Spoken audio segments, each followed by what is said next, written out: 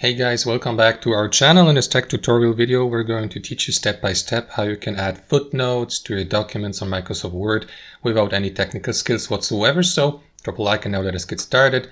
So access the document you would like to edit here on Word. So let me go with that one here for demonstration purposes.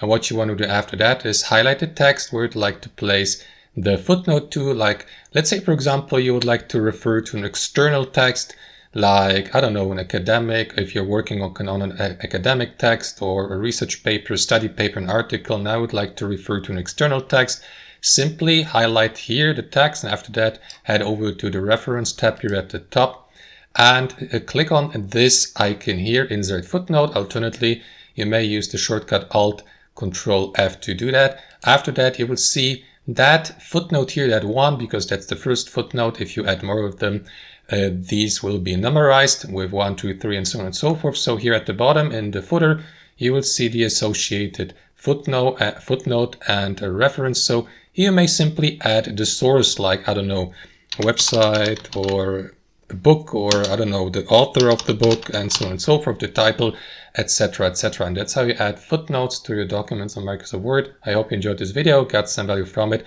and we'll see you next time on our channel.